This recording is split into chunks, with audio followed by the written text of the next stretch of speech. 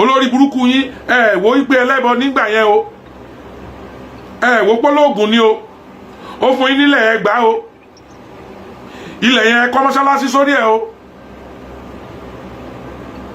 ẹ̀kọ́ mọ́sálásí ti gbà wípé ẹlẹ́bọ ni o ìwọ Saheed dẹ̀ ní òun gbógun tàwọn ẹlẹ́bọ olóhùn gbógun tàwọn ológun ẹlẹ́bọ dẹ̀ ló fún ẹ nílẹ̀ tó kọ́ mọ́sálásí tó sọ ẹ́ di irú tó sọ ẹ́ di gbalẹ́ ní tí gbogbo ayé dáwó tí wọ́n kọ́ fún ẹ ẹlẹ́bọ ló fún ẹ o ìwọ sọ wípé àwùsù bìlà ẹ̀. ṣírí ti tú nípa irú èèyàn tí Saheed Shittu jẹ́ o. ọ̀gbẹ́ni Ṣẹ́gẹ̀ Ìyá ló sọ àwọn ọ̀rọ̀ kan lóríṣiríṣi tó ṣàlàyé bí Saheed Shittu ṣe kó olóyè Sunday Igboho ṣàsínú wàhálà pàápàá pẹ̀lú àwọn àáfàá ńláńlá nínú ẹ̀sìn Islam. ẹ ṣàmọ̀ pé Saheed Shittu ó ní problem pẹ̀lú ọ̀pọ̀lọpọ̀ àwọn àáfàá ńláńlá yìí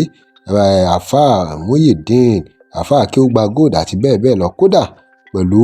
àáfàá Ọ̀kanlọ́mọ. ọ̀gbẹ́ni sọ àwọn oore tí Igboho ṣe fún Saheed Shittu tó sì yẹ kó san padà pẹ̀lú àwọn nǹkan kan ṣùgbọ́n gbogbo ẹ̀ náà lẹ máa gbọ́ nínú fọ́nrán ìkákà kí ó jẹ́ nǹkan tó dáa pé olóyè Sunday Igboho ṣoore fún Saheed Shittu. ọ̀gbẹ́ni yìí sọ àwọn nǹkan kan tí ó padà já sí pé wàhálà ńlá ló já sí o ṣùgbọ́n gbogbo ẹ̀ náà lẹ máa gbọ́ nínú fọ́nrán tá a máa mú wá fún yín. kí ló ṣẹlẹ̀ láàrin Saheed Shittu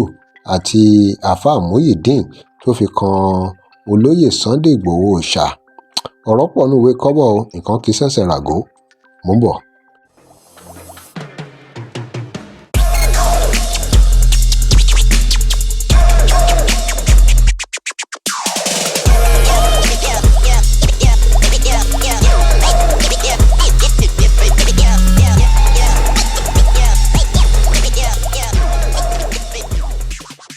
Welcome to Digi Naija. Remember to like, share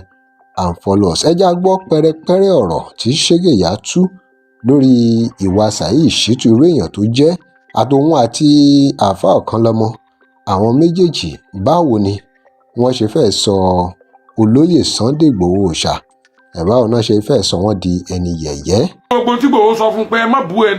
ẹnì kankan mọ́ má ṣe gbá mọ́ má ṣàwo mọ́ má ṣe ẹ̀rí torí pé Saheed Shittu níkà. ìkànnì olókìrìẹ́tì problem fún Igboho ní ilẹ̀ ní tó mọ̀ nílẹ̀ Yorùbá oore ní Saheed Igboho dẹ̀ ṣe gbogbo wa la mọ̀ tí Igboho bá sọ̀rọ̀ àwa sọ̀rọ̀ tó rárí gbogbo ẹ̀. Saheed Shittu ní ọ̀dádá tó dá gbogbo wàhálà ìsílẹ̀ ìṣòro tí Igboho ò ní rí látọdún náà ti bí Saheed Shittu ní o tó bá ń gbọ́ kó máa gbọ́ ó jẹ́ ìkà èèyàn ó hùwà bí ẹni àìjírí ẹni àìjíkò ìgbà tó wọnú ayé Igboho ni pọ́blẹ́mù ló dé sí Igboho ẹni ọ̀wọ́ ni tí tọmọdé tàgbà tán ń pọ́nlé táwọn àfáà tí wọ́n ń gbé gẹ́gẹ́ báyìí táwọn pásítọ̀ ń gbé gẹ́gẹ́ báyìí ní tọmọdé tàgbà tí wọ́n ń pọ́nlé gbàtí Saheed Shittu wọnú láìfù Igboho. eléyìí mà lágbára ó kà màmá ó kọjá ohun téèyàn lérò. Dublin Igboho ti mọ̀ ẹ wo bó ṣe máa ń parọ́ mọ́ Igboho bọ̀dá òun ni òun ti mọ̀ wọ́n ti pẹ́ òun ti ṣe ó ṣe mẹ́mí níbo ló ti mọ̀ ṣé wọ́n gbóṣogbo rí ni àbò pé mo dẹ́kẹ́rí gbogbo rọ́ tó fi Igboho pa lọ́nláì bí ẹni pé káwọn èèyàn lè mọ ní feeling pé wọ́n ti mọra ti pẹ́ ó ti mọ̀ Igboho ti pẹ́ ó ti ṣe ẹni pé Igboho járáǹkì ẹ̀ orí Igboho jẹ́ nìkan tí ò láì kó mọ járáǹkì èèyàn kò jẹ́ nìkan tó ẹ̀rí gbogbo rọ́tí Saheed fi Igboho pa Igboho já kankan kò já bẹ́ẹ̀ kò mọ̀ Igboho rí tẹ́lẹ̀. Igboho máa ń wá sí Belfast ó láwọn tiẹ̀ tó wá máa ń bá ń bẹ̀ ẹ̀gbẹ́ ẹ̀ wà ń bẹ̀ àwọn ọ̀rẹ́ ẹ̀ wà ń bẹ̀ ló wá máa true wọn ló fi mọ Saheed.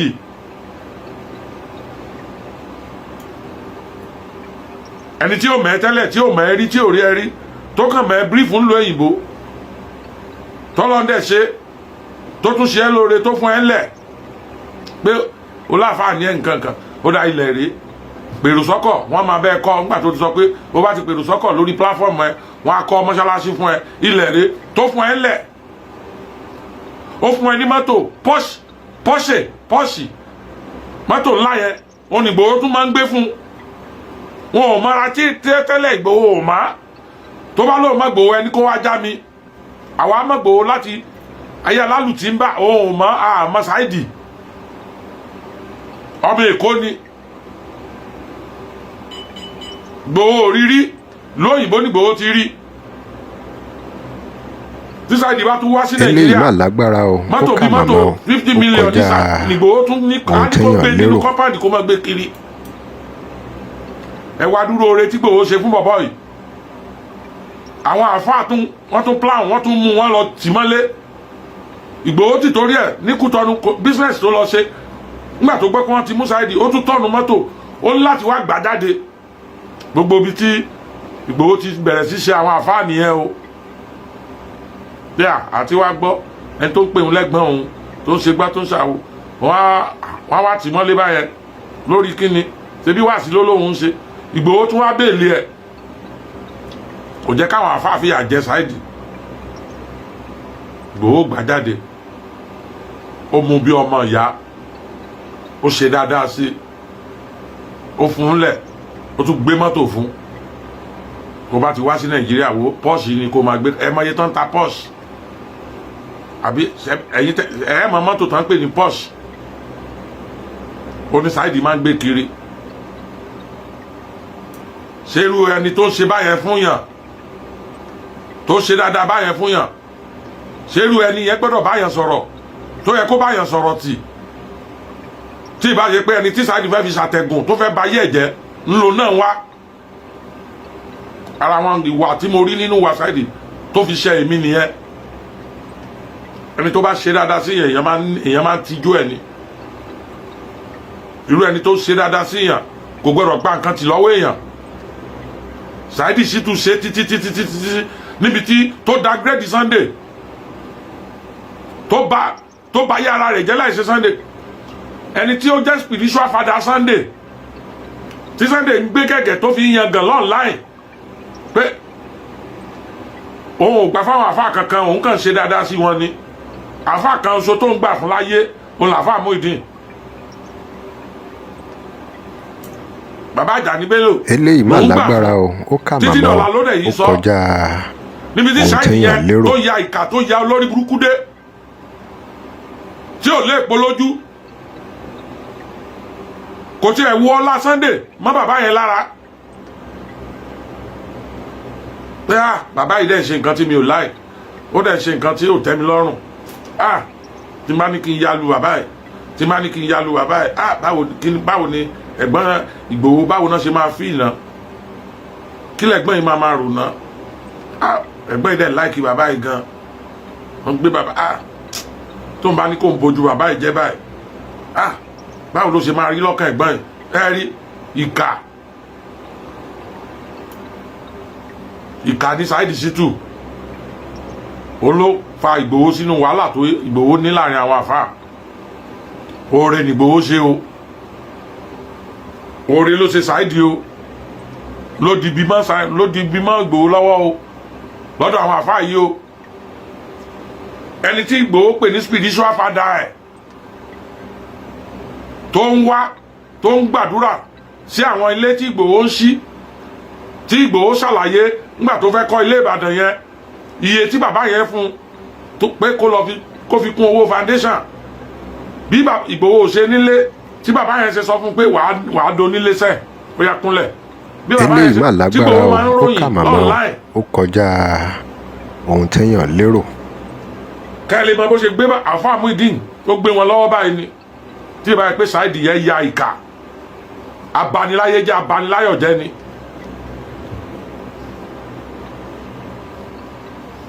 gbogbo nǹkan tí Ìgbòho